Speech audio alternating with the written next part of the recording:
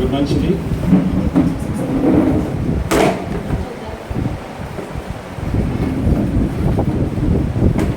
సేపు నిశ్శబ్దంగా నీటి కదలకుండా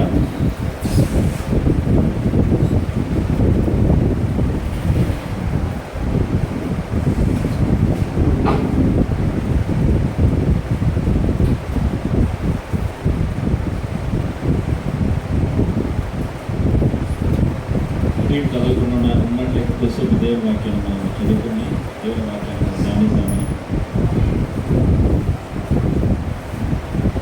నిమిషము. దేవుడు వాక్యము 2:1. కాబట్టి వాక్యం చదివేటప్పుడు మనం లేచి నిలబడాలి. ఒక్క నిమిషం అందరం లేచి నిలబడాలి. చిన్న వాక్యాన్ని చదువుకొని దాని తర్వాత మన దేవుని యొక్క వాక్యంలోకి వెళ్ళిపోతాం.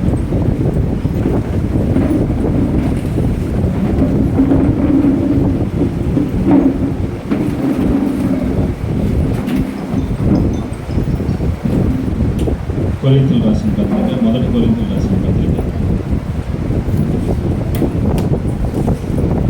3వ అధ్యాయం. మొదటి కొరింథీయులకు రాసిన పత్రిక 3వ అధ్యాయం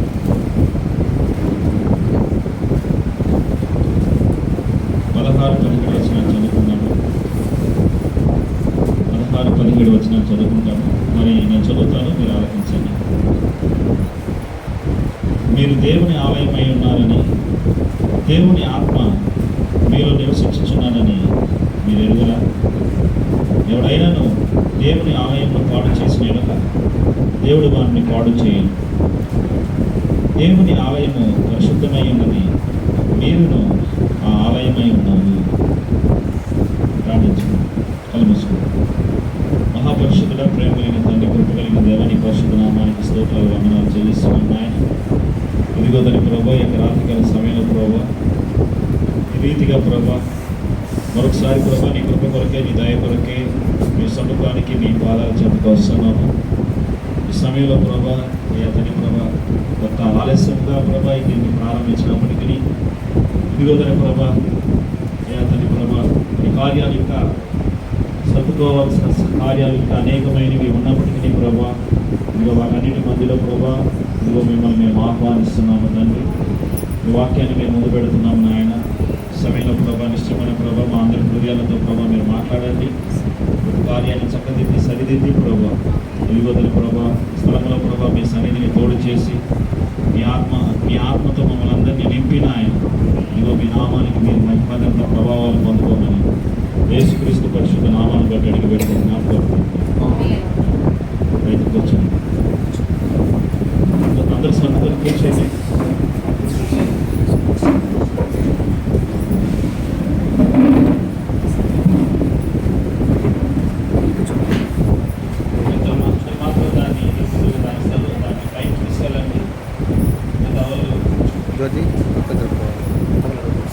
నీళ్ళు కావాల్సిన వాళ్ళకి నీళ్ళు వస్తుంది. అందరూ కూడా రిలాక్స్గా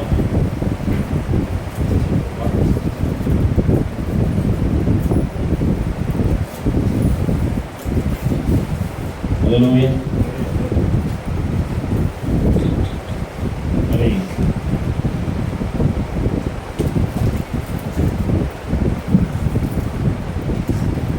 సమయంలో 10 నిమిషాలు మనం దేవుని యొక్క వాక్యాన్ని మనం ధ్యానించుకున్నాము.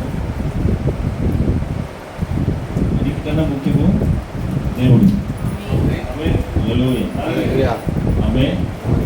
దేవుడు రాకపోతే మనకి ఏ ప్రయోజనము లేదు. ఎన్ని కార్యాలు ఉన్నానో మొదటి స్థానం మనం ఎప్పుడు కూడా దేవుడికి ఇవ్వాలి. హల్లెలూయా. వాస్తవానికి 6 గంటల కన్నాము 6 గంటలు అనేది ఇవన్నీ కూడా సరిపోవాలి. ఒక ప్రిపరేషన్ అనేది కావాలి, సిద్ధపాటు అనేది కావాలి. దేవుడు ఆయన ఎప్పుడు కూడా మనల్ని అనుకున్న సమయానికి ఆయన మనల్ని సంధించే దేవుడు అయి ఉన్నాడు. హల్లెలూయా. కాబట్టి ఈ సమయంలో ఏది ఏమైనప్పటికీ ప్రభు ఈ సమయంలో మనకందరికి అవసరమై ఉన్నాడు. ప్రభు లేకపోతే మన జీవితాలు నిశ్చయంగానే అది శిథిలమైన జీవితాలు. హల్లెలూయా. చూడండి, మనం చదువుకునే వాక్య భాగంలో మీరే దేవుని యొక్క ఆలయమై ఉన్నారు. ఆలయం అంటే ఇంగ్లీష్లో ఏమంటుందంటే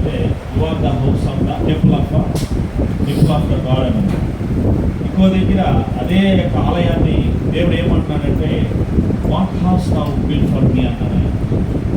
నా కోసం మీరు ఏ యొక్క గృహాన్ని మీరు కడతారని చెప్పాను అన్నాడు. ఆమె సొలొమోను ఆలయాన్ని కట్టాడు, మోషే గుడారాన్ని కట్టాడు. అయితే మీరు నా కోసము ఏ మారి ఒక what house now build for me, నా కోసం ఎట్లాంటి ఒక ఇంటిని మీరు కట్టగలరు. ఇప్పుడు ఏ విధంగా అయితే మనము ఈ యొక్క గృహంలోకి వచ్చి మనము నివాసం చేయబోతున్నామో, అదేవిధంగా మనం ఎట్లయితే ఆశపడుతున్నామో మనకు ఒక ఇల్లు ఉండాలి, మనకు ఒక నివాస స్థలం ఉండాలి, ఆ ఇల్లు అన్ని కంఫర్ట్స్తో ఉండాలి, అన్ని విధాలుగా అది మనకి ఉపయోగపడాలని చెప్పి మనం ఎట్లయితే అనుకుంటున్నామో, అదేవిధంగా దేవుడు కూడా ఈ భూమిపైన నివాసం చేయడానికి ఆయన కూడా ఒక ఇంటిని కట్టుకున్నాడు. ఆమె ఆ ఇల్లే మనిషి, ఆ ఇల్లే మనిషి. మనిషిని దేవుడు ఆయన నివాస స్థలంగా దేవుడు చేసుకున్నాడు, నిర్మించుకున్నాడు. కాబట్టి మనిషిని కానీ చూసినట్లయితే పరలోకం ఎట్టుందో అట్ట మనిషి ఉంటాడు భూమిపై. పరలోకములో దేవుడు ఏ విధంగా అయితే ఉంటాడో అదే విధంగా మనిషి కూడా భూమిపైన అదే విధంగా ఉంటాడు. మీరు కానీ చూసినట్లయితే పరలోకము లోపల మాట్లాడే వాళ్ళు మాట్లాడకూడదు, దయచేసి మాట్లాడకూడదు. మీరు మాట్లాడే పని అయితే బయటకు వెళ్ళి మాట్లాడుకోవచ్చు. కొద్దిసేపు దేవుడి వాక్యం వినాలి మనం.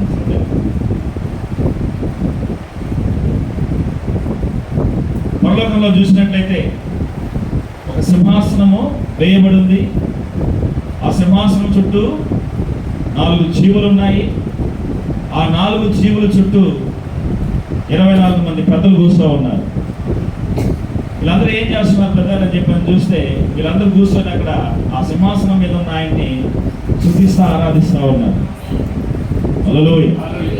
ఆమె ఇది పరలోకములో దేవుడు కట్టుకున్న నివాస స్థలము. అది నమూనా, పరలోకం యొక్క నమూనా. కాబట్టి పరలోకం యొక్క నమూనా ఎట్టయితే ఉందో, దేవుడు భూమి మీద ఆయన వచ్చినప్పుడు నివాసం చేయడానికి మనిషిని కూడా దేవుడు అట్టే చేసుకున్నాడు. పరలోకం యొక్క నమూనా ద్వారానే మనిషిని దేవుడు చేశాడు. కాబట్టి మనిషిలో దేవుడు ఎక్కడ నివాసం చేస్తాడంటే, తలలో ఎప్పుడు కూడా దేవుడు నివాసం చేయడు. దేవుడు నివాసం చేసే స్థలము మనిషిలో తల కాదు. దేవుడు మనిషిలో నివాసం చేసే స్థలం ఏంటంటే వాని యొక్క హృదయం. హృదయంలో దేవుడు నివాసం చేస్తాడు. కాబట్టి బైబిల్ ఏమంటుందంటే, the man thinketh in his heart అని చెప్పి ఉంది కీర్తన గ్రంథంలో. మనిషి వాని యొక్క హృదయంలో వాడు ఆలోచిస్తాడని చెప్పాను. ఒకప్పుడు సైన్స్ దాన్ని వ్యతిరేకించింది. ఎందుకంటే మనిషి ఆలోచించే ఫ్యాకల్టీ హృదయంలో కాదు ఉండేది. మానవుడు ఆలోచించే ఫ్యాకల్టీ ఎక్కడుందంటే వాని యొక్క మెదడులో ఉందని చెప్పి సైన్స్ చెప్పింది. అయితే కొంత దినాలు అయిన తర్వాత మరి ఇప్పుడు రీసెంట్గా సైన్స్ ఏం కనుక్కుందంటే మానవుని యొక్క హృదయంలో 4 గదులు ఉన్నాయి. ఆ 4 గదుల యొక్క మధ్యలో ఒక చిన్న గది ఉంది. ఈ 4 గదులు ఎందుకంటే రక్త ప్రసరణ చేయడానికి. ఆ 4 గదుల మధ్యలో ఉండే చిన్న గదికి ఏ యొక్క రక్తము లేదు, దాంట్లో అది ఖాళీగా ఉంది. అప్పుడు వాళ్ళు దాన్ని రీసెర్చ్ చేసేటప్పుడు ఈ 4 గదులు అయితే రక్త ప్రసరణకు ఉంది, అయితే ఈ 4 గదుల మధ్యలో ఉండే ఈ చిన్న గది దేనికి ఉంది? అప్పుడు వాళ్ళకు కన్క్లూషన్కి వచ్చారు. ఏమని కన్క్లూషన్కి వచ్చారంటే, మనిషి యొక్క ఆత్మ ఎక్కడ నివాసం చేస్తుందంటే ఆ యొక్క చిన్న గదిలో పోయి నివాసం చేస్తుంది. మనిషి ఏ గదిలో అయితే నివాసం చేస్తున్నాడో ఆ గదిలోకే దేవుడు వస్తాడు. అదే దేవుడు నివాసం చేసే గదేయునని అర్థమవుతుంది. నేనేం చెప్తున్నానని చూడండి. పరలోకంలో నేను నాకు చెప్పాను, 4 జీవుల మధ్యలో ఏముంది?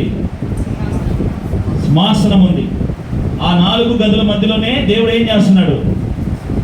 నివాసం చేస్తున్నాడు. కరెక్టేనా?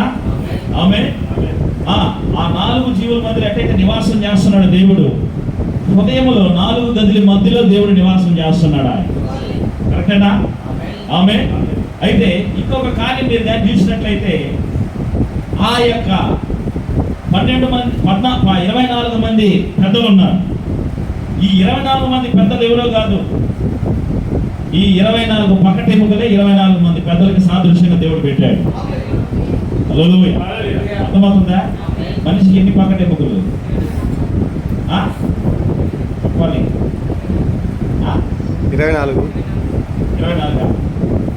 24 వాస్తవానికి 24 కాదు, 23.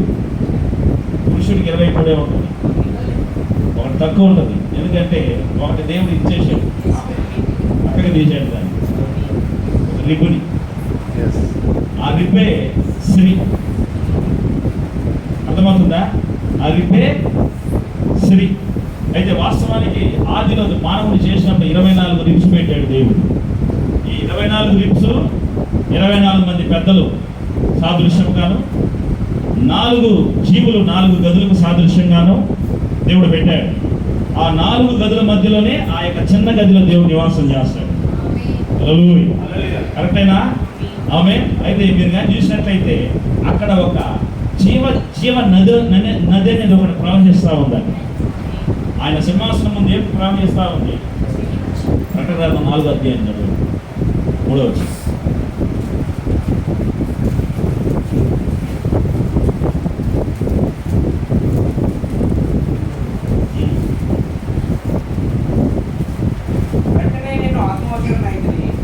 అదిగో పరలోకమందు ఒక సింహాసనము వేయబడి ఉండెను. సింహాసనమందు ఒకడు ఆసీనుడై ఉండెను. ఆసీనుడైన వాడు దృష్టికి సూర్యకాంత పద్మరాగములను పోలినవాడు. మరకతము వలె ప్రకాశించు ఇంద్రధనుస్సు సింహాసనమును ఆవరించి ఉండెను. సింహాసనము చుట్టూ 24 సింహాసనములు ఉండెను. ఈ సింహాసనములందు 24 పెద్దలు తెల్లని వస్త్రములు ధరించుకొని తమ తలల మీద సువర్ణ కిరీటములు పెట్టుకున్న వారే కూర్చుంటుంది. ఆ సింహాసనంలో నుండి మెరుపులను, ధ్వనులను, ఉరుములను బయలుదేరుచున్నవి. మరియు ఆ సింహాసనం ఎదుట 7 దీపములు ప్రజ్వలించున్నవి. అవి దేవుని 7 ఆత్మలు. మరియు ఆ సింహాసనం ఎదుట స్ఫటికమును పోలిన గాజు వంటి సముద్రం ఉన్నట్టుండెను. సో అదే జీవజలపు నది, అంటే జీవ నది. అదే 4 గదులు మధ్యలో సింహాసనము, 4 జీవుల మధ్యలో సింహాసనము, జీవనది, 24 మంది పెద్దలు. అర్థమవుతుందా? ఇది పరలోకపు యొక్క నమూనా అని చెప్తున్నా నేను. పరలోకం ఎక్కడుంటుంది అని చెప్పాను. 24 పకటెముకలు, 4 గదులు, అందులో ఒక చిన్న గది. అక్కడి నుంచి ఏం ప్రవహించాలి? జీవనది ప్రవహించాలి. తెలుసా? గుండెలో నుంచే మనకి మన యొక్క జీవం ఏదో కాదు, మన యొక్క రక్తములోనే జీవం ఉంది. ఈ యొక్క గుండె మన యొక్క శరీరంలో ఉండే ప్రతి ఒక్క అణువుకి జీవాన్ని అక్కడి నుంచి అది పంపిణీ చేస్తుంది. హల్లెలూయా. ఎక్కడి నుంచి పోతుంది? గుండె నుంచి. సో ఎగ్జాక్ట్గా దేవుడు మానవుని ఎట్లా చేశాడంటే పరలోకపు యొక్క నమూనాన్ని పోలి చేశాడు ఆయన. హల్లెలూయా. అర్థమవుతుందా? కాబట్టి స్టెఫెన్ అంటున్నాడు, ఏమంటున్నాడంటే మన పితరులు గుడారాలను కట్టారు, సొలొమోను దేవాలయాన్ని కట్టాడు. అయితే సమస్తాన్ని సృజించిన దేవుడు మనుషుల యొక్క హస్తకృత్యాల్లో ఆయన నివాసం చేయడు. కాబట్టి ఆయన కోసం మనం ఏ ఆలయాన్ని మనం కట్టలేము, మనమే దేవుని యొక్క ఆలయం అయి ఉన్నామన్నాడు ఆయన. హల్లెలూయా. చూడండి, ఒక ఇల్లు కట్టాలంటే మనము ఎంతగా శ్రద్ధ తీసుకుంటున్నామో, ఎంతగా దానికి అటు ఉండాలి, ఇటు ఉండాలి, అది ఉండాలి, ఇది ఉండాలి అని చెప్పి శ్రద్ధ తీసుకుంటున్నాము. అయితే మనం ఎంత శ్రద్ధ తీసుకున్నా ఈ గృహాన్ని ఒకరోజు మనం వదిలేయాల్సిందే. హల్లెలూయా. ఆమె అయితే చాలా ప్రాముఖ్యమైన గృహం ఏదంటే నీ గృహము, నీ యొక్క ఆలయం. చాలా ప్రాముఖ్యమైన ఆలయం. ఎందుకంటే దీంట్లో నివాసం చేసేది ఎవరంటే నీలో వచ్చి నివాసం చేసేది దేవుడు. హల్లెలూయా. కాబట్టి ఈ ఆలయాన్ని ఎవరు కూడా పాడు చేయకూడదు, చెడపకూడదు. ఒకవేళ కానీ ఆలయాన్ని కానీ వాడు ఎవడైనా చెడిపినట్లయితే దేవుడు ఏమన్నాడు? వాణ్ణి నేను చెడుపుతున్నా అన్నాడు. కరెక్టేనా? ఈరోజు నేను 3 ఆలయాల గురించి చెప్పబోతున్నాను. 3 టెంపుల్స్, 3 ఆలయాలు. ఎవడైనా దాన్ని చెడపగోరినట్లయితే వాణ్ణి నేను నాశనం చేసేదను అని చెప్పి అన్నాడు ఆయన. అంటే ఈ ఆలయాన్ని పరిశుద్ధంగా పెట్టుకోవాలంటున్నాడు దేవుడు. ఈ ఆలయాన్ని శుభ్రంగా పెట్టుకోవాలంటున్నాడు దేవుడు. దీనిని కానీ నువ్వు కానీ నాశనం చేశావంటే వ్యభిచారానికి, తాగుడికి, రకరకాలైన లోక కార్యాలకి అన్నిటికీ దీన్ని ఉపయోగించామనుకో, దేవుడు త్వరగా దాన్ని నాశనం చేస్తున్నాడు. హల్లెలూయా. ఇంకో విధంగా చెప్పాలంటే నీ ఇష్టానుసారంగా నువ్వు జీవించవచ్చు, త్వరగా ఈ భూమి నుంచి వెళ్ళిపోవాలి. అదే కదా దేవుడు చెప్పింది. ఆమె అర్థమవుతుందా? భూమి ఆకాశాలు గతించినా దేవుడి మాటలు గతించిపోవాలి. హల్లెలూయా. ఆమె చదవండి ఆ మాట 7:17 ఉంది. ఇందాక మనం చదివిన కొరింథీయులకు రాసిన పత్రిక, 1 కొరింథీయులకు రాసిన పత్రిక. ఎవడైనాను దేవుని ఆలయమును పాడు చేసిన యెడల దేవుడు వానిని పాడు చేయును. దేవుడు వానిని పాడు చేయును. దేవుని ఆలయము పరిశుద్ధమై ఉన్నది, మీరు ఆ ఆలయమై ఉన్నారు. కాబట్టి దేవుని యొక్క ఆలయము పరిశుద్ధమైనది, మీరు ఆ యొక్క ఆలయమై ఉన్నారు. కాబట్టి దేవుడు ఎక్కడైతే నివాసం చేస్తున్నాడో అక్కడ ఒక రోజు అపవాది నివాసం చేయాలనుకున్నాడు వాడు. హల్లెలూయా. దేవుని యొక్క నివాస స్థలాన్ని అపవాది ఏం చేయాలనుకున్నాడు?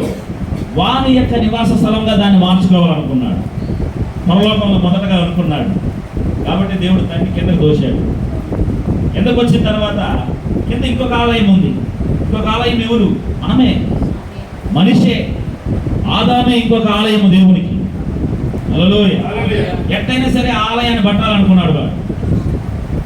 ఏ విధంగానే సరే ఆలయాన్ని పడదోయాలనుకున్నాడు. దేవునికి నివాస స్థలంగా దాన్ని ఉంచకూడదు అనుకున్నాడు వాడు. వాడు అనుకున్న ప్రకారమే ఆదాముని పడగొట్టాడు. పడిపోయాడు ఆదాము, పాపంలో పడిపోయాడా? దేవుడు ఏదైనా తోటల నుంచి ఆదామును తరిమేశాడా? ఏమని చెప్పాడు? ఇక్కడ నువ్వు నివాసము చేయడానికి ఇది నీకు యోగ్యమైన స్థలం కాదు, నువ్వు వెళ్ళిపోయి ఇక్కడి నుంచి అని చెప్పి తరిమేశాడు. హల్లెలూయా. అంటే దేవుడితో, ఆదాముతో దేవుడు ఆ యొక్క నివాస స్థలాన్ని పోగొట్టుకున్నాడు. ఆదాము పోగొట్టుకున్నాడు. ఆదాము పడిపోయాడు. మెల్లగా మానవుడు ఏమైపోయాడంటే, మెల్లగా మానవుడు అపవాదికి నివాస స్థలంగా మారిపోయాడు. Hallelujah. All kinds of evil things, రకరకాలైన చెడు కార్యాలు, రకరకాలైన చెడు అలవాట్లు, రకరకాలైన చెడు ఆశలు, కోరికలు, వాంఛలు.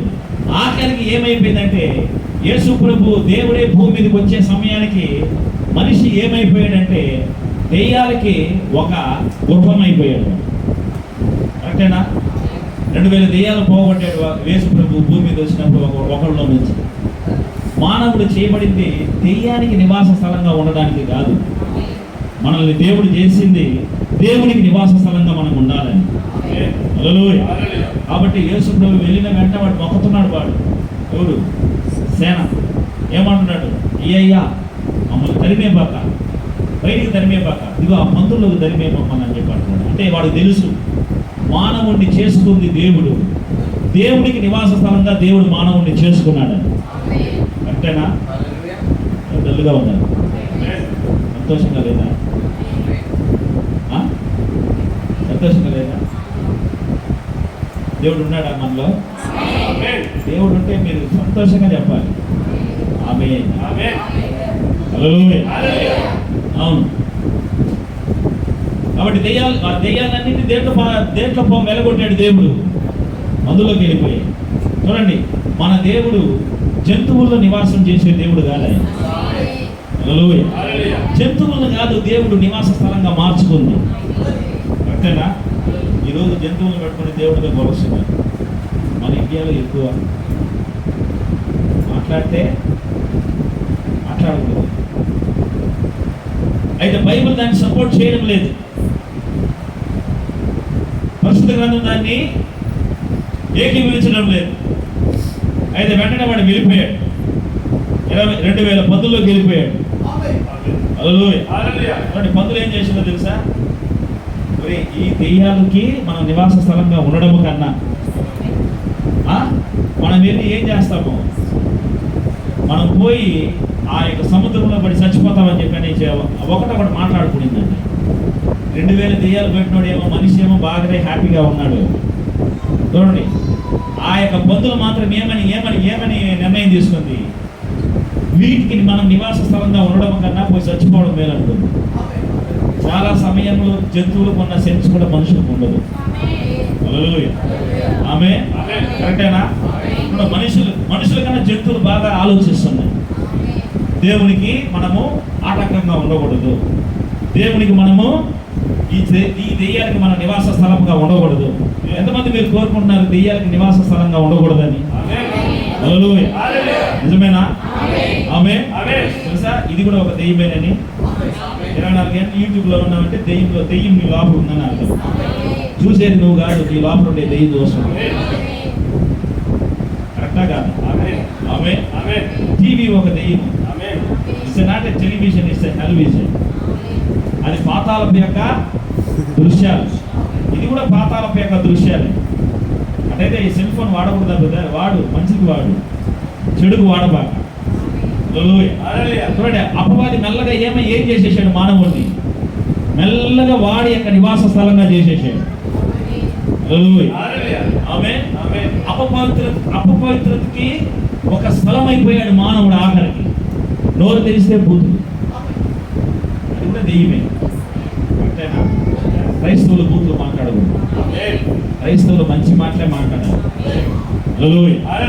అవును బ్రదర్, ఇతరులు మమ్మల్ని ఎట్లంటే అక్కడ మాట్లాడితే, అందుకే దేవుడు నీకు సహనం ఇచ్చింది. సహనాన్ని ఎందుకు ఇచ్చాడు దేవుడు? దానికోసమే. దేవుని పరిశుద్ధ నామానికి స్తోత్రం. ఈరోజు మనం నిశ్చయంగానే మనము దేవునికి నివాస స్థలంగా మారాలి మనం. ఆమేన్. అవును. కాబట్టి క్రోధము, ద్వేషము, కలహము, ఇచ్చ, ఫ్యాషన్ కూడా దెయ్యమే తెలుసా మీకు? సివిలైజేషన్, నాగరికత, అది కూడా ఒక దెయ్యమే. ఫోన్ ఒక నాగరికత. ఎంత నాగరికతలోకి మానవుడు వెళ్ళిపోతాడో అంతగా దెయ్యానికి దగ్గర అయిపోతాడు. ఎంత సైన్స్ పెరుగుతుందో అంతగా వాడు ఏమైపోతాడంటే హేతువాది అయిపోతాడు. దేవుడే లేడంటాడు. సో నాగరికత మానవుని ఏం చేస్తుంది? దేవుడి నుంచి దూరంగా తీసుకొని వెళ్ళిపోతుంది. దేవుని పరిశుద్ధ నామానికి స్తోత్రం. కాబట్టి దేవుడు మనిషిని ఎందుకు చేశాడంటే, మనిషిని దేవుని యొక్క నివాస స్థలంగా చేశాడు ఆయన. అయితే ఆఖరికి మానవుణ్ణి అపవాది ఏం చేశాడంటే వాని యొక్క నివాస స్థలంగా మార్చుకున్నాడు.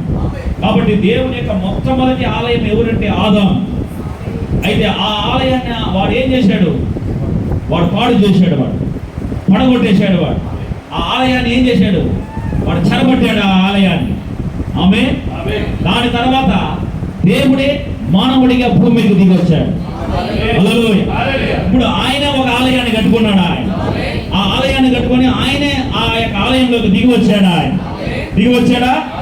ఈయన నా ప్రియ కుమారుడు, ఈయన యందు నేను నివాసం చేయడానికి ఆనందిస్తున్నాను అన్నాడు ఆయన. అప్పుడు దేవుడి యొక్క నివాస స్థలం ఎక్కడి నుంచి ఎక్కడికి మార్చుకున్నాడు? ఆయన పరలోకం నుంచి భూమి మీదకి మార్చుకున్నాడు. మళ్ళా ఇంకొక మనిషిలోకి ఆయన దిగి వచ్చాడు. ఆయన ఇంకొక ఆలయాన్ని కట్టుకున్నాడు. ఆయన కరెక్టేనా? దేవుని పరిశుద్ధ నామానికి స్తోత్రం. ఇప్పుడు మొదటి ఆలయాన్ని పడగొట్టాడు, ఇప్పుడు రెండో ఆలయాన్ని పడగొట్టడానికి వచ్చాడు. వాడు అంటే రెండవ నివాస స్థలాన్ని పాడు చేయడానికి వచ్చాడా?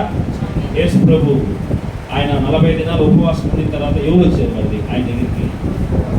వచ్చాడా? వచ్చి ఏం చేయాలనుకున్నాడు? వాడు క్యాప్చర్ చేయాలనుకున్నాడు. ఎవరిని?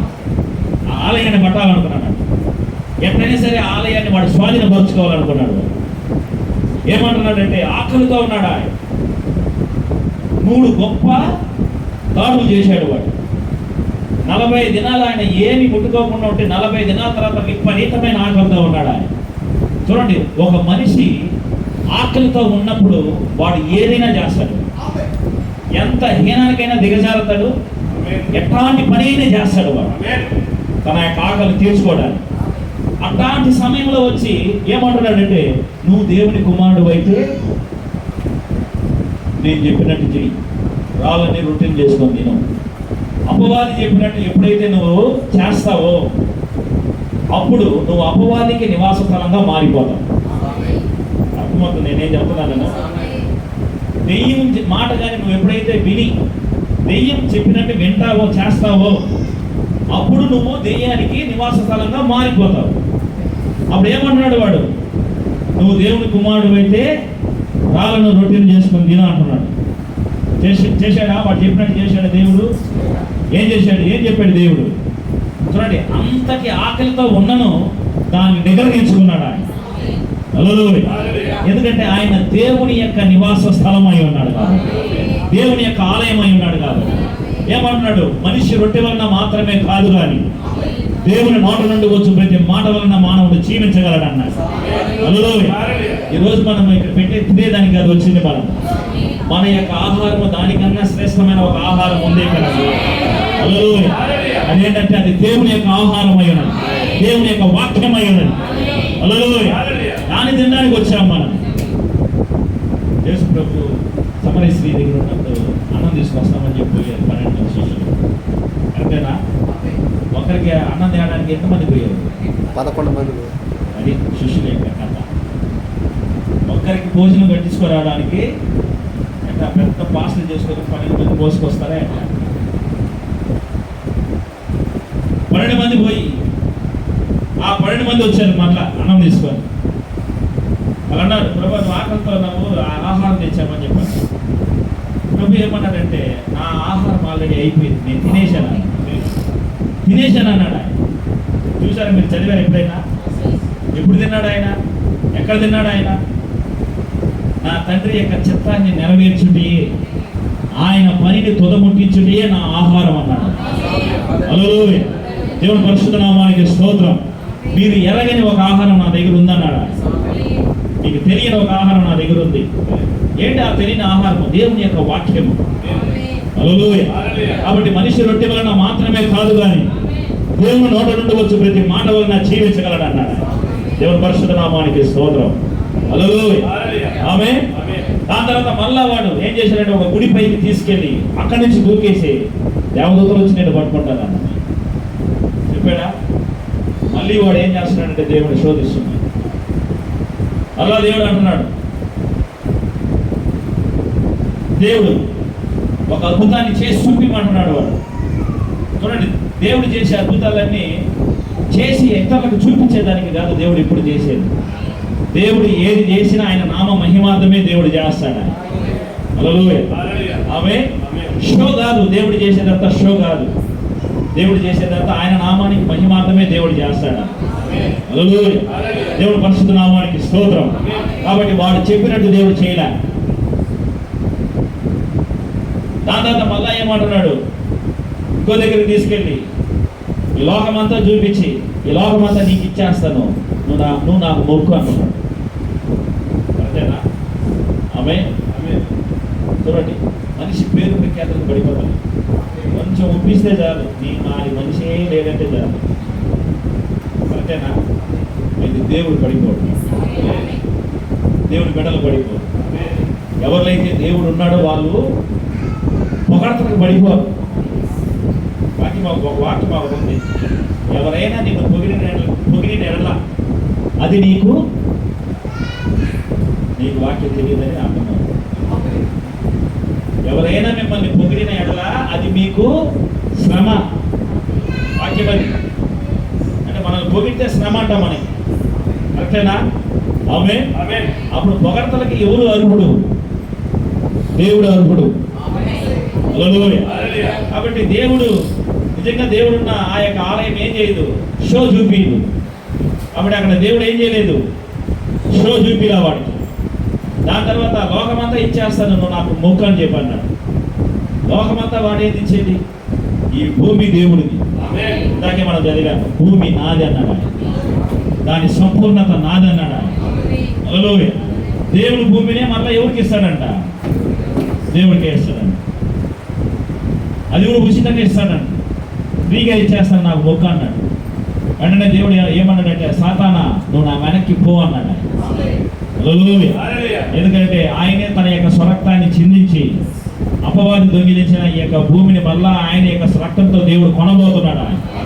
భూమిని మాత్రమే కాదు కానీ మనల్ని, నిన్ను నన్ను కూడా దేవుడు రక్తంతో కొన్నాడు ఆయన. హల్లెలూయా. కాబట్టి 3 ప్రాముఖ్యమైన కార్యాలకి ఆయన్ని దాడి చేయాలని వచ్చి ఆ ఆలయాన్ని పడగొట్టాలని వచ్చాడు వాడు. 3 సార్లు వాడు వచ్చినప్పుడు 3 సార్లు దేవుడు వాడికి ఇచ్చిన షాక్కి వాడు ఏమైపోయాడంటే ఇక దాని తర్వాత ఆయన జోలికే రాలవాడు. హల్లెలూయా.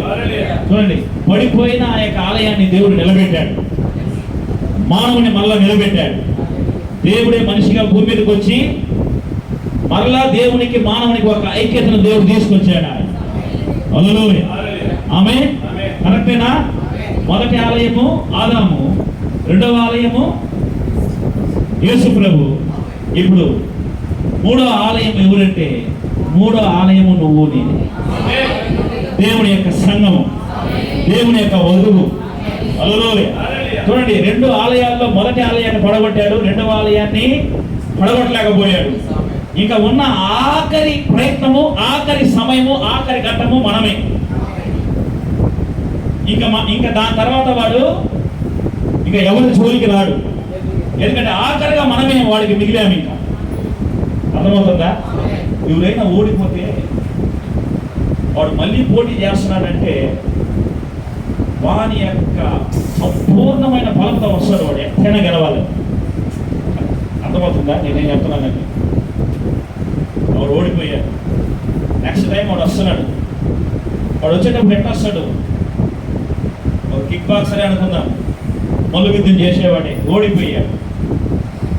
మరలా వాడే మళ్ళీ పోటీకి వస్తున్నాడు. వాడు మరలా పోటీకి వచ్చేటప్పుడు ఎట్లా వస్తాడు? ఇంతకు ముందు కన్నా ఇంకా బలం కూడగట్టుకోండి, ఇంకా ప్రాక్టీస్ నేర్చుకొని, ఇంకా అనేకమైన కార్యాలతో వాడు ముందుకు వస్తాడు. వాడు ఓకేనా? ఆమేన్. కాబట్టి ఆఖరిగా ఉన్న అవకాశము ఇప్పుడు వాడికి ఎవరంటే నువ్వు నేనే.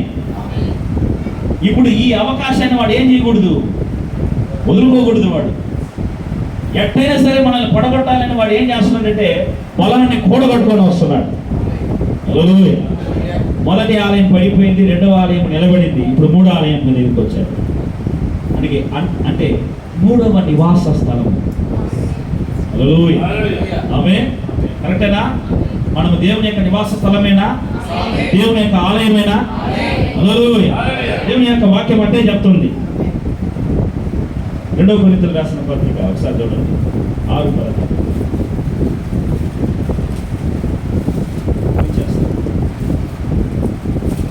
దేవుని ఆలయమునకు విగ్రహములతో ఏమి పొందిక, మనము జీవము గల దేవుని ఆలయమై ఉన్నాము. ఆమేన్. అందుకు దేవుని నాకు సెలవిచ్చున్నాడు, నేను వారిలో నివసించి సంచరించును, నేను వారి దేవుడనే ఇందును, వారు నా ప్రజలై ఇందును. నేను వారితో నివసించి, ఎవరిలో నివసిస్తాడు ఆయన? ఎవరి గురించి చెప్తున్నాడు? త్వరగా వదిలేస్తే మేము వెళ్ళిపోతాము. ఆయన నివాసం చేయాలనుకునేది నీలోనే, నీలో నాలో నివాసం చేయాలనుకుంటున్నాడు. ఆయన అంటున్నాడు, నేను వారిలో సంచరించి నేను వారిలో నివాసం చేస్తాను. హల్లెలూయా. ఆమేన్.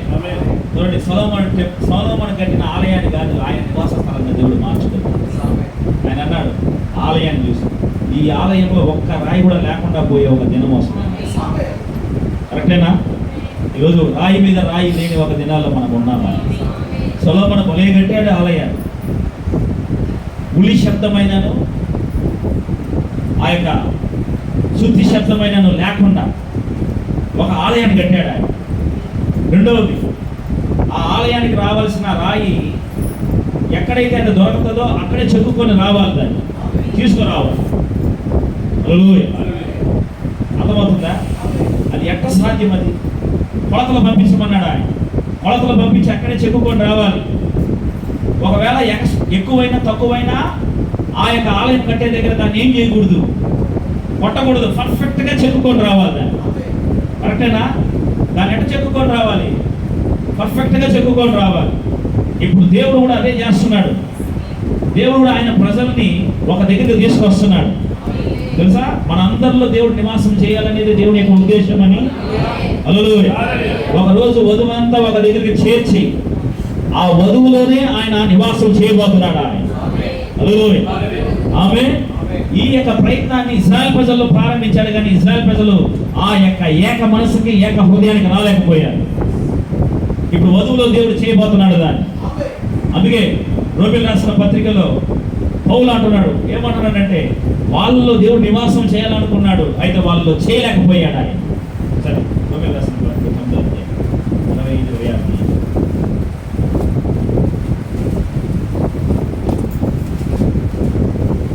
ఆ ప్రకారము నా ప్రజలు కాని వారికి నా ప్రజలనియు, నా ప్రజలు కాని వారికి నా ప్రజలనియు, ప్రియురాలు కాని దానికి ప్రియురాలనియు, ప్రియురాలు కాని దానికి ప్రియురాలనియు పేరు పెట్టుదును. మరియు జరుగునది ఏమనగా మీరు నా ప్రజలు కారని ఏ చోటన వారితో చెప్పబడినో ఆ చోటనే జీవము గల దేవుని కుమారులని వారికి పేరు పెట్టబడును.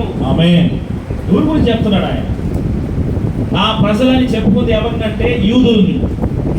అయితే నా ప్రజలు కాని వారిని నా ప్రజలు అంటానన్నాడు ఆయన. యూదుల్లో ఆయన నివాసం చేయాలని అని ఆ దేవుడు కోరుకున్నాడు ఆయన. మోషే కూడా చెప్పాడు ఆయన, వాళ్ళని తోడుకొని సినాయి కొండ దగ్గరికి రా, అక్కడ నేను వాళ్ళ మధ్యలో నేను నివాసం చేస్తాను. అయితే దేవుడు వాళ్ళ మధ్యలో నివాసం చేయలేకపోయాడు. అయితే ఇప్పుడు దేవుడు నా ప్రజలు కాని ప్రజలని నా ప్రజలని పిలుస్తాను. ఎంత భాగ్యం అండి అది. హల్లెలూయా. ఆమేన్. ఎంత గొప్ప ఎన్నిక తెలుసా? నా ప్రజలు కాని ప్రజలను నేను పిలిచి వారిలో నేను నివాసం చేస్తాను, వారిని నా బిడ్డలని నా కుమారులని నా కుమార్తెలని నేను పిలుస్తాను అన్నాడు ఆయన. హల్లెలూయా. ఆమేన్. చూడండి, ఆ యొక్క ఏ విధంగా అయితే సొలొమోను కొలతలు పంపించి ఆ స్థలంలో చెక్కుకొని వచ్చి ఆ యొక్క యెరూషలేములో ఆ యొక్క ఆలయాన్ని కట్టాడో, అదే విధంగా దేవుడు ప్రపంచమంతా కూడా దేవుని యొక్క బిడ్డల్ని ఎన్నుకొని ఆ స్థలంలో నుండి వాళ్ళని చెక్కి, హల్లెలూయా, ఆమేన్, కరెక్టేనా? ఆ స్థలంలోనే వాళ్ళని చెక్కి ఎట్ట చెక్కుతున్నాడంటే పరిపూర్ణమైన ఒక ఒక ఒక ఒక ఒక ఒక ఒక కార్యముగా దేవుడు మనం చెక్కుతున్నాడు ఆయన. మనం ఎక్కువ అవము తక్కువ అవము, కరెక్ట్గా దేవుడు ఏ స్థలంలో మనల్ని పెట్టాలనుకుంటున్నాడో ఆ స్థలంలో దేవుడు మనల్ని నిమడుస్తాడు ఆయన. హల్లెలూయా, ఆమేన్. కాబట్టి దానికోసమే మనము ఈ యొక్క సాయంకాల సమయంలో ఈ యొక్క హౌస్ డెడికేషన్లో ఒక భాగంగా ఆ చెక్కడం అనేది దేవుడు మన మధ్యలో చేస్తా ఉన్నాడు. హల్లెలూయా, అవును. కాబట్టి ఆ మారి సొలొమోను కట్టాడు, ఆ యొక్క అద్భుతంగా ఆ యొక్క ఆలయాన్ని కట్టాడు. అయినను దేవుడు ఆలయంలో లేడు, ఆలయానికి బయటకు వచ్చేసాడు ఆయన. హల్లెలూయా. ఎందుకంటే మనుషులు కట్టిన ఈ ఆలయము కాదు దేవుడు నివాసం చేసే స్థలము. మనమే దేవుని యొక్క ఆలయమై ఉన్నాం.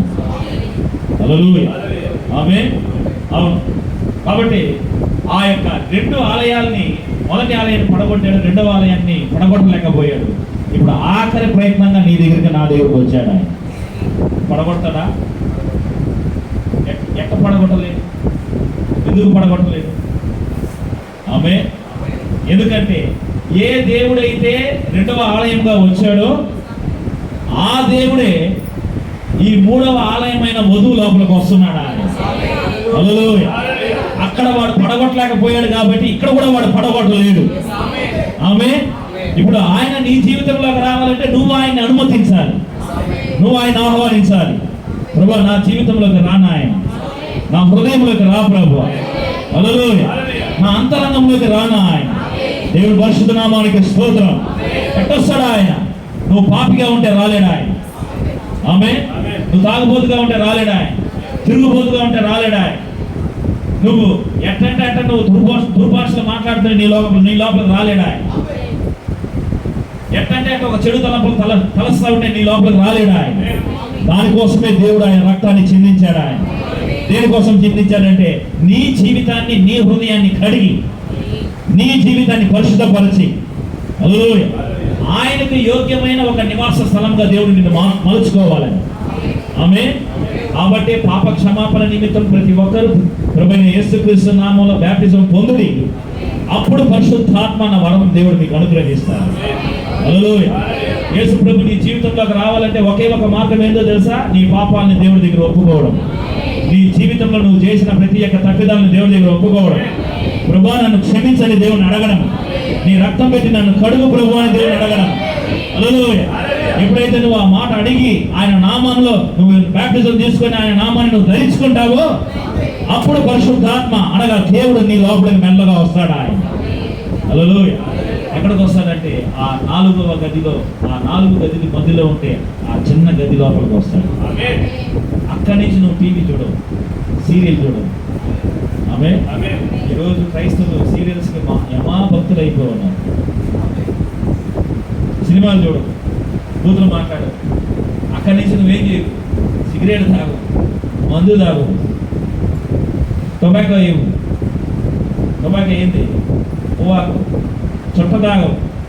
నీ నోటి నుంచి కనీసం బూతులు కూడా రావు. ఆమె నేను కంట్రోల్ చేసి, నేను ఎంతైనా సరే కంట్రోల్ చేసుకొని నేను ఉన్నాను బ్రదర్ అంటే కొంతమంది ఇవన్నీ ఏమీ చేయకుండా కంట్రోల్లో ఉంటారు. వాళ్ళు నువ్వు చేసేది కాదు, అటు నువ్వే చేసుకున్నావు. అయితే దేవుడు వచ్చి చేయడం లేదు. దాన్ని దేవుడు వస్తే ఆటోమేటిక్గా అది వస్తుంది. అయితే నువ్వు కంట్రోల్ చేసుకున్నావంటే అది ఎట్లంటే కొంతవరకే బిగించుకొని ఉంటావు. ఒకరోజు బిగించుకొని ఉంటావు, 2 రోజులు బిగించుకొని ఉంటావు, తర్వాత నొప్పి వస్తుంది కదా, లూజ్ అవ్వాలి కదా, కరెక్టా కాదా? ఒక్కరోజు గంటలు తెగిపోతాయి. అప్పుడు మన యొక్క అసలు రూపం బయటకు వచ్చేస్తుంది. లోపల దేవుడు లేడు. దేవుడు వచ్చే ఒకే ఒక మార్గము నీ యొక్క మారు మనసు. దేవుడు ఇప్పుడు ఎక్కడ నివాసం చేయాలనుకుంటున్నాడు? గోడ మీద కాదు, కారులో సిలువలాగా హ్యాంగ్ చేసే దాంట్లో కాదు, ఆమె బిల్డింగ్లో కాదు దేవుడు ఉండేది, చర్చిలో కాదు దేవుడు. చాలా మంది కూడా చర్చిలో దేవుడు ఉంటాడు. చర్చిలో కాదు దేవుడు ఉండేది. దేవుడు ఉండాల్సిన స్థలము నీ హృదయమైనది. నీ హృదయమే దేవుని యొక్క ఆలయమైనది. దేవుని పరిశుద్ధ నామానికి స్తోత్రం. హల్లెలూయా. ఆమేన్. అవును. కాబట్టి మనమే ఏమై ఉన్నాము? దేవుని యొక్క ఆలయమై ఉన్నాము. అందుకే ఆయన అన్నాడు, మీ హృదయాన్ని తీసివేసి, రాతి హృదయాన్ని తీసివేసి మాంసపు హృదయాన్ని మీకు ఇస్తాను. ఆమేన్. అక్కడ నా యొక్క కట్టడలను రాస్తాను. నేను అక్కడ నేను ఆ స్థలంలో వచ్చి నివాసం చేస్తానన్నాడు దేవుడు. ఎక్కడ? పాత నిబంధనలు. అయితే చెప్పాడు కానీ అక్కడ నివాసం చేయలేకపోయాడు. అయితే ఇప్పుడు నివాసం చేసే ఒక సమయం అనేది వచ్చింది. ఆమేన్. ఏంటి నివాసం చేసే సమయం? ఇప్పుడు నువ్వు కానీ ప్రభు నా జీవితంలో రా ప్రభు అంటే నీ జీవితంలోకి వస్తాడా? ఆయన కట్టడలు నీ జీవితంలో రాస్తాడా? నీ హృదయం పైన రాస్తాడా? ఆయనే నీ హృదయంలోకి వచ్చి నివాసం చేస్తాడా? హల్లెలూయా. తెలుసా, నీ హృదయమే ఆయన యొక్క మందసపు పెట్టని. హల్లెలూయా. పాత నిబంధనలో గుడారంలో పెట్టమన్నాడు దేవుని యొక్క మనసపు పెట్టి. ఎందుకు దేవుడు గుడారంలో మనసపు పెట్టమన్నాడు? ఏముంది మనసపు పెట్టలో? మనసపు పెట్టలో ఏమీ లేదు. మందసపు పెట్టలో దేవుడు వాక్యం ఉంది. అయితే ఆ మందసపు పెట్టిన ఎట్ట చేయమన్నాడు దేవుడు? స్మిటన్ వుడ్తో చేయమన్నాడు. అనగా తుమ్మ చెట్టుతో దేవుడు చేయమన్నాడు. తుమ్మ చెట్టు తెలుసు కదా? తెలుసా తెలీదా? అందరూ వాళ్ళే కదా. తుమ్మ చెట్టు మన ఇంటి దగ్గర ఎప్పుడు ఎదిగే చెట్టు. తుమ్మ చెట్టు, ముళ్ళు చెట్టు. ఆ ముళ్ళు చెట్టు తీసుకొని దేవుడు నరికి దాన్ని ఏమన్నాడు? చెక్కమన్నాడు. ఫస్ట్ ముళ్ళంతా చెక్కేసే అన్నాడు. ఆ ముళ్ళు చెట్టు ఎవరో కాదు, మనమే. హల్లెలూయా. ఆమేన్. ముళ్ళు చెట్టు దగ్గరికి ఊరు పోవాలి, ఎందుకంటే పూసుకుంటుంది. మన జీవితాలు కూడా అట్టే ఉంది, ముళ్ళు చెట్టు లాగా. మన దగ్గరికి ఎవరు రానంటున్నారు, మనం ఎవరి దగ్గర పోమంటున్నాం. ఎందుకంటే వాళ్ళ ముళ్ళు మనం పూసుకుంటుంది, మన ముళ్ళు వాళ్ళు పూసుకుంటుంది. కరెక్టా కాదా? అందుకే దేవుడు ఆ ముళ్ళు చెట్టే కావాలన్నాడు. దేవుడు ఆ వాక్యం పెట్టాలంటే ఆ ముళ్ళు చెట్టు తీసుకో అన్నాడు దేవుడు. దాన్ని నరుకు అన్నాడు దేవుడు. హల్లెలూయా. ఆమేన్. ముళ్ళు చెట్టు ఏం చేయాలి? నరుకు అన్నారు, నరకాలి, తోలు తీయాలి. ఇదంతా మనం గురించే దేవుడు చెప్తున్నాడు. మన అటు కొట్టి అటు తోలు తీసి మనకుండే ముళ్ళంతా చెక్కిన తర్వాత ఆ తుమ్మ చెట్టుని ఏం చేయమన్నాడంటే ఆ తుమ్మ చెట్టుకి బంగారు పోత ఇవ్వమన్నాడు దేవుడు. ఎవరు చెప్తున్నాడు? మోషకి చెప్తున్నాడు. హల్లెలూయా. ఎవరు దగ్గరికి రాని మనల్ని, ముళ్ళ చెట్టు అయిన మనల్ని దేవుడు ఎన్నుకొని మన ముళ్ళంతా చిక్కి, హల్లెలూయా, ఆమె ఎందుకు పనికిరాని మనల్ని ఏం చేస్తాడు? బంగారంతో పోతాయేమంటున్నాడు. తెలుసా, బైబిల్లో బంగారం అంటే దైవత్వం అని అర్థము, దేవుడు అని అర్థము. ఎందుకు పనికిరాని మనల్ని దేవుడు ఆయన యొక్క దైవత్వంతో కప్పుతున్నాడు. ఆయన దైవికమైన గుణలక్షణాలతో దేవుడు మనల్ని కప్పుతా ఉన్నాడు. అట్లా కప్పిన తర్వాతనే ఆ యొక్క వాక్యాన్ని తీసుకెళ్ళి ఆ పెండ్లో పెట్టమంటున్నాడు దేవుడు. హల్లెలూయా, ఆమేన్. అర్థమవుతుందా? కాబట్టి పాత నిబంధనలో పెట్టిన ఆ యొక్క పెట్టిలో పెట్టిన ఆ యొక్క పెట్టి ఎవరో కాదు, నీ హృదయం అని. ఆ పెట్టే నీవు అయి ఉన్నావు. కాబట్టి ఆ యొక్క మతసభ పెట్టినే ఎట్టెట్ట దాన్ని మోసుకెళ్ళకూడదు అన్నాడు దేవుడు. ఎక్కడ మోయాలి దాన్ని? లేవీల యొక్క భుజాల మీద మోయాలన్నాడు. హల్లెలూయా. ఎందుకు భుజం మీద మోయాలో తెలుసా? భుజము కిందనే హృదయం అనేది ఉండేది. వాక్యాన్ని ఎక్కడ మోయాలంటే నీ హృదయంలో మోయాలి దాన్ని. హల్లెలూయా. దేవుని పరిశుద్ధ నామానికి స్తోత్రం. కాబట్టి దేవుని యొక్క వాక్యం ఎక్కడ నివాసం చేస్తుందో అదే దేవుని యొక్క ఆలయం అయి ఉంది. హల్లెలూయా. ఎంతమంది ఈ యొక్క రాత్రికాల సమయంలో దేవుని ఆలయముగా మీరు ఉండాలనుకుంటున్నారు? దేవుడు మిమ్మల్ని దీవించునుగా. హల్లెలూయా. కాబట్టి దేవుడే తానే ఆయన యొక్క నివాస స్థలంలో వచ్చి నివాసం చేయాలనుకుంటున్నాడు. అయితే అపవాది అనేక విధాలుగా ప్రయత్నిస్తున్నాడు, శత విధాలు.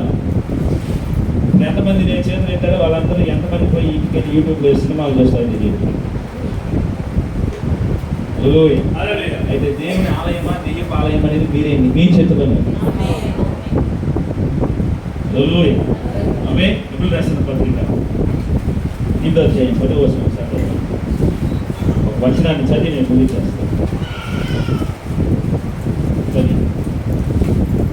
ఆ దినములైన తరువాత ఇశ్రాయేలు ఇంటి వారితో నేను చేయబో నిబంధన ఎదనగా వారి మనస్సులో నా ధర్మ విధులను ఉంచెదను, వారి హృదయముల మీద వాటిని వ్రాయుదును. నేను వారికి దేవుడినై యుందును, వారు నాకు ప్రజలై యుందురు. కాబట్టి వాళ్ళ మీద రాస్తానన్న ఆ యొక్క వాక్యాన్ని, ఆ ధర్మశాస్త్రాన్ని దేవుడు ఈరోజు మన మీద రాస్తున్నాడు. హల్లెలూయా. ఆమె ఎవరి మీద రాస్తానన్న? ఇశ్రాయేలు ప్రజల యొక్క హృదయం మీద రాస్తానన్న ఆ ధర్మశాస్త్రాన్ని, విధులనే దేవుడు ఈరోజు మన హృదయంలో ఆయన రాస్తున్నాడు. ఆయన దేవుని పరిశుద్ధ నామానికి స్తోత్రం. ఎప్పుడైతే దేవుని వాక్యాన్ని నువ్వు మోస్తావో, హల్లెలూయా, అప్పుడే దేవుడు నీలో నివాసం చేస్తున్నాడని అర్థం. దేవుని పరిశుద్ధ నామానికి స్తోత్రం. హల్లెలూయా. కాబట్టి మొదటి ఆలయం పడిపోయింది, రెండవ ఆలయం ఏమైపోయింది? రెండవ ఆలయం పడగొట్టలేకపోయింది, రెండవ ఆలయం నిలబడింది. ఇప్పుడు మూడవ ఆలయం నిలబడాలంటే ఏం చేయాలి? రెండవ ఆలయాన్ని ఏది నిలబెట్టింది? వాక్యం. హల్లెలూయా. పడిపోకుండా నిలబెట్టింది ఏంటి? వాక్యం. కాబట్టి ఆ రెండవ ఆలయము పడిపోకుండా నిలబెట్టింది ఆ వాక్యాన్ని ఈ రోజు వధువు తీసుకున్నట్లయితే ఈ ఆలయాన్ని వాడు పడగొట్టలేడు, ఈ ఆలయాన్ని వాడు క్యాప్చర్ చేయలేడు వాడు. హల్లెలూయా. వధువు వచ్చే తీరుతుంది, ఒక సంఘము ఉండే తీరుతుంది, దేవుని యొక్క వాక్యానుసారంగా జీవించే ఒక ప్రజలు ఉండే తీరుతారు. హల్లెలూయా. కాబట్టి ఆ యొక్క వధువు ఎవరో కాదు, దేవుని యొక్క గొర్రెపిల్ల, గొర్రెపిల్ల యొక్క భార్య. ఆమె మాత్రమే ఆ మారి జీవిస్తుంది. కాబట్టి ఆఖరిలో దేవుడు పడిపోయిన ఆలయాన్ని నిలబెట్టుకొని ఆ ఆలయంలో నివాసం చేస్తాడు. దీన్ని యోహాను చూస్తున్నాడు. యోహాను ఏం చేస్తున్నాడు? ఆయన దర్శనంలో చూస్తున్నాడు. మూడవ ఆలయాన్ని దేవుడు ఎట్లా నిలబెట్టుకొని ఆ ఆలయంలో నివాసం చేస్తున్నాడు. చూడండి, ప్రకటన గ్రంథం ఇది చదివేసి నేను ముగించేస్తాను. ప్రకటన గ్రంథము 21వ అధ్యాయము 1 నుంచి 4 వరకు చదవండి.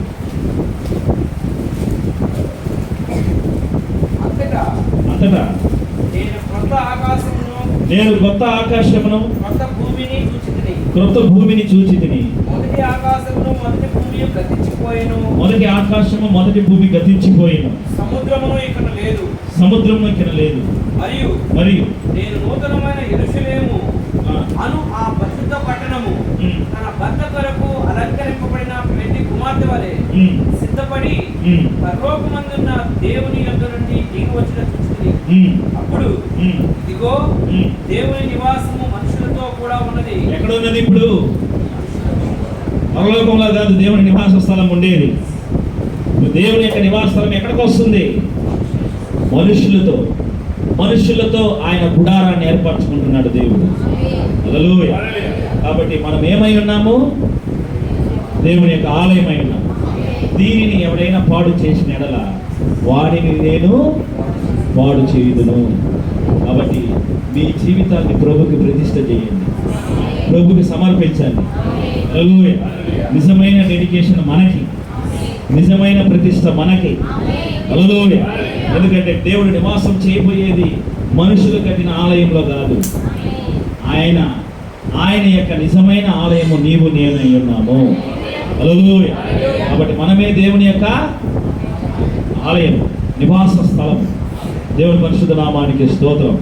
నిజంగానే మరి ఈ యొక్క రాత్రికాల సమయంలో ఆయన యొక్క సన్నిధి, ఆయన యొక్క మరి స్థలము, నివసించే స్థలము మరి ఈ యొక్క ఈ గృహములో ఉన్న బిడ్డలందరికీ దేవుడు అనుగ్రహించును కాదు. అదేవిధంగా మనకు కూడా దేవుడు అనుగ్రహించును కాదు. హల్లెలూయా. దేవుని పరిశుద్ధ నామానికి స్తోత్రం. హల్లెలూయా. కళ్ళు మూసుకుందాము, ప్రార్థిద్దాం. మహాపరిశుద్ధుడా, ప్రేమ కలిగిన తండ్రి, కృప కలిగిన దేవ, ఈ పరిశుద్ధ నామానికి స్తోత్రాలు, వందనాలు చెల్లిస్తున్నాం. నిజంగానే ప్రభా, అయ్యా ఇదిగో ప్రభా, ఈ యొక్క మంచి దినమున నాయన, ఈ మంచి సమయమున ప్రభా, నీ కృప కొరకే, నీ దయ కొరకే నీ సముఖానికి వస్తున్నాము తండ్రి.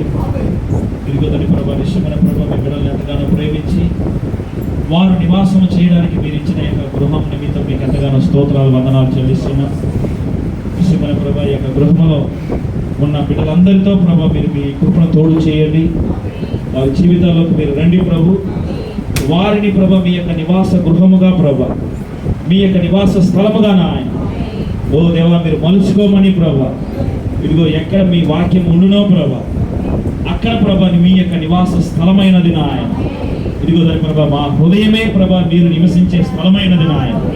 ఇదిగో దాని ప్రభా మీ వాక్యాన్ని మోసే బిడలుగా ప్రభా, మీ వాక్యాన్ని ప్రభా మోసుకెళ్ళి ఆ యొక్క అయ్యా తన ప్రభా నిజమైన లేవీలుగా ప్రభా, అయ్యా మీరు మమ్మల్ని అందరినీ మీరు మలచండి నాయన.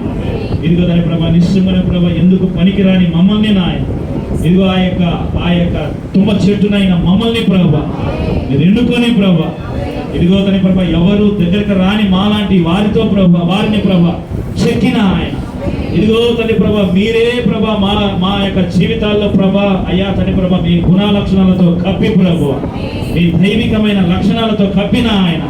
ఇదిగో తల్లి ప్రభా మీరు వచ్చి నివాసము చేసే ఒక నివాస స్థలముగా ప్రభా మమ్మల్ని అందరినీ మీరు మంచుకుంటున్నందుకు మీకు ఎంతగానో స్తోత్రాలు, వందనాలు చెల్లిస్తున్నాము ఆయన. ఇదిగో తల్లి ప్రభా నిశ్చయంగా ప్రభా ఈ సమయంలో ప్రభా ఈ యొక్క గృహాన్ని ప్రభా మీరు మరొకసారి మీరు జ్ఞాపకపరుచుకోండి. ఈ గృహము చుట్టూ మీ కంచెలో ఉంచండి తండ్రి. మీ రక్తం కింద తీసుకొస్తున్నాము నాయన. ఇదిగో పరిశుద్ధాత్మ యొక్క అగ్ని కంచెలో ఉంచండి నాయన. ఇదిగో ఏ తెగుళ్ళు, ఏ యొక్క అపాయము తండ్రి, ఏ యొక్క కీడు ప్రభు, ఇదిగో తండ్రి ప్రభా ఈ గృహంలో ఉన్న వారిని సమీపించకుండా నాయన. అయ్యా తండ్రి ప్రభా నీ కృపణ ప్రభా మీ బిడ్డలకు తోడు చేయమని ప్రార్థిస్తున్నాము నాయన. ఇది మొదలుకొని ప్రభా ఈ స్థలంలో మీరు ఉండండి ప్రభు, ఈ సన్నిధిని తోడు చేయండి నాయన. ఇదిగో మీ బిడ్డల యొక్క ప్రతి ఒక్క అవస్థల అక్కర్తల ప్రభా మీరు దర్శించండి నాయన. ఇదిగో దాని ప్రభా ఈ స్థలము నాయన మీ బిడ్డల మోకరిల్లి ప్రభా మిమ్మల్ని దర్శించే సంధించే ఒక స్థలముగా ప్రభా అయ్యా మీరు మలచమని తండ్రి. ఇదిగో ఈ రాత్రికాల సమయంలో ప్రభా అయ్యా నిశ్చయమైన ప్రభా మీ శాంతి సమాధానము నాయన, మీ సంతోషము నాయన ఎల్లప్పుడూ ప్రభా మీ బిడ్డలకు తోడుగా ఉండి ప్రభా ఇదిగో తన ప్రభా మీరే యొక్క కుటుంబానికి నాయకుడిగా అధ్యక్షుడుగా ఉండి నడిపించి ప్రభా మీ బిడ్డలను మీరు దీవించి ఆశీర్వదించమని సహాయపడమని యేసుక్రీస్తు పరిశుద్ధ నామాన్ని బట్టి అడిగి పెడుతున్నాము గొప్ప తండ్రి. ఆమేన్.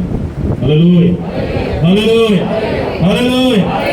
దేవుని పరిశుద్ధ నామానికి స్తోత్రం. మరి మంచిది ఈ యొక్క కూడిక ముగిసింది. అక్కడిగా సభకు వచ్చి మాటలు చెప్పి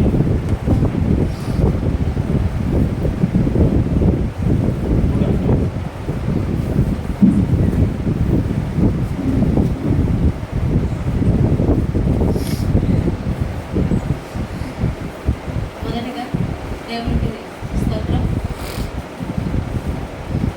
10 సంవత్సరాల క్రితం డబ్బులన్నీ చేత పట్టుకొని ఇల్లు కొనాలి అని ముందు పెట్టుకొని ఎంత వెతికినా ఎంత ఎదురు చూసినా నాకు అనేది ప్రాప్తం కాలేదు. తెలియదు ఇక్కడ నెల్లూరుకి రావడం అనేది సగం జీతంతో, వస్తువుల జీతంలో సగం జీతంతో అన్నీ వదిలేసి జీరోతో వచ్చాను. ఇక్కడికి వచ్చాక నా జీవితం నెట్టుకొని అంటే ఒక గాలి ఎట్లా నెడుతుందో అట్లా నెట్టుకొని వెళ్తా ఉంది. అంటే నా జీవితాన్ని నేను నడుస్తున్నట్టుగా లేదు. ఒక అద్భుతాలు జరుగుతుంటే అవన్నీ మామూలుగా అనిపిస్తున్నాయి నాకు. దేవుడు ఇవన్నీ కూడా చాలా చాలా అంటే చాలా చేస్తున్నాడు. నేను ఆత్మకూరులో మామూలు టీచర్గా వచ్చాను. చాలా కష్టంగా ఉండేది. 10 గంటల వరకు 10:30 వరకు బస్సు అక్కడి నుంచి ఎక్కి ఇక్కడికి రావాలంటే కష్టంగా ఉండేది. అంటే ప్రతిసారి అని కాదు, జనవరి, ఫిబ్రవరి, మార్చి నెలల్లో మాకు స్పెషల్ డ్యూటీలు ఉంటాయి. చాలా కష్టంగా ఉండేది. ఒకరోజు నడుస్తూ అనుకున్నాను, ఏదన్నా నాకు ఛాన్సే లేదు నెల్లూరుకి వచ్చేదానికి, ఏదన్నా అద్భుతం చేసి నన్ను నెల్లూరు పంపించింది. 6 రోజుల లోపల నెల్లూరుకి వచ్చాను. దేవునికి స్తోత్రం. అలాగే ఇక్కడికి వచ్చి 1 సంవత్సరం రోజులైంది. నా ప్లేస్కి 2-3 సంవత్సరాల నుంచి ఒకరు ప్రయత్నిస్తున్నారు. నాకు ఫోన్ చేసి పై అధికారుల నుంచి ఒకరు ఈ ప్లేస్కి ప్రయత్నిస్తున్నారు, 1 వారంలో వచ్చేసి మీరు ఏదన్నా ప్రయత్నం చేయండి, ఎమ్మెల్యేలకి ఎంపీలకి వాళ్ళకి ఫోన్లు చేయించి మాట్లాడండి అని. నా ఎమ్మెల్యే పైన ఉన్నాడని చెప్పి వదిలేశాను. వాళ్ళ అప్లికేషన్ కూడా తిరస్కరించబడింది. దేవునికి స్తోత్రం. ఈ అద్భుతాన్ని చేసినందుకు కూడా మళ్ళీ 3వసారి అంటే నేను ఇక్కడికి ఆత్మకూరు నుంచి వచ్చాను, కానీ నా జీతం వస్తుండేది ఆత్మకూరులోనే, అంటే ఇన్ఛార్జ్గా ఇక్కడ పనిచేస్తున్నారు. అవన్నీ కూడా క్యాన్సిల్ చేశారు. నాతో పాటు పనిచేస్తున్న మేడం కూడా చాలా కష్టాలు పడుతున్న తనకు కూడా తిరిగి తుమ్మలు పెట్టుకెళ్ళారు. కానీ దాంట్లో కూడా ఒక కండిషన్ పెట్టారు, అంటే రెగ్యులర్గా ఎవరూ లేకపోతే వాళ్ళని అక్కడే ఉంచండి ప్రిన్సిపల్గా ఉన్నవారని. తిరిగి నేను ఇక్కడే ఉన్నాను. ఇవన్నీ కూడా ఇలాంటి అద్భుతాలని చేస్తూ దేవుడు ముందుకు తీసుకెళ్తున్నందుకు దేవునికి స్తోత్రం. ఈ ఇల్లు నాకు పాస్టర్ గారు రకంగా నేను నా జాబ్ చేసుకుంటున్నాను. ఈ ఇల్లు ఎతకడం అనేది పాస్టర్ గారు, భూమా సిస్టర్ రోజు కారు వేసుకొని వారి వెతికి ఇల్లు ఫోటో పెట్టి ఇది నచ్చిందంటే అన్నీ చూసాక ఏది నచ్చేది కాదు. ఇది కూడా గాలి నెట్టినట్టుగా వచ్చి ఇక్కడ ఈ ఇల్లు నచ్చి తీసుకున్నాను. దేవునికి స్తోత్రం. అలాగే పాస్టర్ గారికి కూడా నేను, పాస్టర్ గారికి, బొమ్మ సిస్టర్కి, ఇంకా దీనికి చాలామంది తోడ్పడ్డారు. వాళ్ళందరూ కూడా ధన్యవాదాలు తెలుపుకుంటున్నాను. మొదటగా ఇది నా ఇల్లు అయితే కాదు, కానీ దేవుని ఇల్లు. దీనిలో సార్ చెప్పారు ఆలయంగా ఉండాలని. మా అందరి హృదయాలు దేవుడు ఆలయంగా ఉండి, మేమందరం కూడా దేవునికి ఆలయంగా ఉండి ఎదగాలని దేవుడు. నాదైతే ఇది కాదు, కానీ నాకు చిన్న గుడిసి ఇచ్చినా నేను దాంట్లో ఉంటాను. నాకు అదైనా చాలు. బట్ ఇది దేవుని ఆలయంగా ఉండాలని నేను కోరుకుంటున్నాను. నేను ఏదన్నా నాకు ఇంకా వర్తమానంలో కొత్తగా వచ్చాను, తెలియక తప్పులు కూడా చేసినాను. వాటిని సరిదిద్దుకుందామన్నా కూడా సరిదిద్దుకోలేని పరిస్థితులు కూడా నాకు ఉన్నాయి. వాటిని కూడా అంటే ఒకప్పుడు నాకు తెలియదు, అప్పుడు ఒకటి చర్చిలు కూడా వెళ్ళేదాన్ని కాదు, బైబిల్ పట్టుకునేదాన్ని, చదివేదాన్ని, వాక్యం తీసి చదివేదాన్ని, దాని ఒక్కదాన్ని నేను నమ్మేదాన్ని. ఎవరన్నా అడిగిన పాస్టర్ గురించి కంప్లైంట్ చేస్తుంటే, నీకెందుకమ్మా పాస్టర్ గురించి, బైబిల్ పట్టుకుని చదువుకో, వాడు మాట్లాడతాడు కదా దేవుడు అని చెప్పి. నాకు తెలియదు, నాకు తెలిసింది ఆ బైబిల్, వాక్యం. ఈరోజు కూడా ఇక్కడికి వచ్చి చాలా విషయాలు తెలుసుకుంటున్నాను. అదే వాక్యం నన్ను ఇంతవరకు నడిపిస్తూ ఉంది. ఏం మాట్లాడాలో కూడా తెలియట్లేదు. స్కూల్లో చాలా విషయాలు టకా మాట్లాడేదాన్ని. ఈరోజు నాకు ఇక్కడ మాట్లాడాలంటే కొంచెం కష్టంగానే ఉంది. కానీ ఒకటైతే చెప్తాను, దేవుడు నాతో ఏం ఏర్పరచుకున్నాడో నాకు ఇంకా తెలియదు. కానీ ఏవో కొన్ని జరుగుతూ నాకు సంబంధం లేకుండా జరుగుతూ వెళ్తున్నాయి. నేను కూడా ఏదో జరుగుతుంది అంటే ఒకప్పుడు దేవుడు ఏమని చెప్పాడంటే, నీ దగ్గర నుంచి అన్నీ తీసుకోబడతాయి, తిరిగి అవన్నీ కూడా ఇవ్వబడతాయి అన్న వాక్యము. అది కరెక్ట్గా నాకు రావడం లేదు. నీ దగ్గర ఏమైతే అన్నీ, అంటే ఎప్పుడు జరిగినప్పుడు ఏబు గ్రంథం వచ్చేది.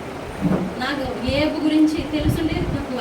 ఏబు గ్రంథం ఎప్పుడు అంటే వాక్యం ఎందుకు వస్తుందని చెప్పి ఏబు గ్రంథం మొత్తం తీసి చదివాను. ఆయనకు పడ్డ కష్టాలని. నేనైతే అంత నీతివంతురాలను కాదు, ఆయనంత యథార్థవంతురాలను కూడా కాదు, కానీ తెలియదు. కష్టాలు అయితే ఆయనని కాదు, కానీ కొన్ని కష్టాలు పడ్డాయి. కానీ అవన్నీ కూడా తిరిగి దేవుడు ఏవైతే నా నుంచి తీసుకుని పోబడ్డాయో ఇవన్నీ కూడా ఒక్కొక్కటి ఈ వర్తమానంలోకి వచ్చాక ఒక్కొక్కటి వస్తూ ఉన్నాయి. అందుకు దేవునికి అవన్నీ కూడా నాకు తిరిగి ఇస్తున్నందుకు దేవునికి స్తోత్రం. ఆయనకి నేను ఎప్పుడూ కూడా తల వంచే ఉంటానని చెప్తున్నాను. అలాగే ఏమైనా తప్పిదాలు చేస్తుంటే సంఘానికి అలాగే పాస్టర్ గారికి కూడా క్షమించమని అడుగుతున్నాను. అలాగే ఈరోజు నా ఆహ్వానాన్ని మన్నించి వచ్చిన ఇక్కడ సంఘ సభ్యులకి, అలాగే మా స్కూల్ తరపు నుంచి వచ్చిన స్టాఫ్ అన్నాను, వాళ్ళు కూడా నా ఫ్యామిలీని, అలాగే బంధువులకి అందరికీ కూడా ప్రతి ఒక్కరు నాకు ఏదో విధంగా సహాయం చేస్తూ ఉన్నారు, నా తల్లిదండ్రులతో సహా. అందరికీ కూడా నేను ఈరోజు ధన్యవాదాలు తెలుపుకుంటున్నాను. Thank you sir. అందరూ భోజనాలు చేసి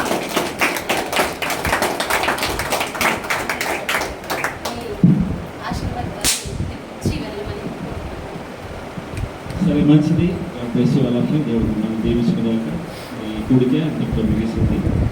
నువ్వు కూడా ఈ వాళ్ళు ఆహ్వానించిన ప్రకారం ఫోన్ చేసుకుని మీరు ఆమెకి విషెస్ చెప్పేసి God bless you. Thank you.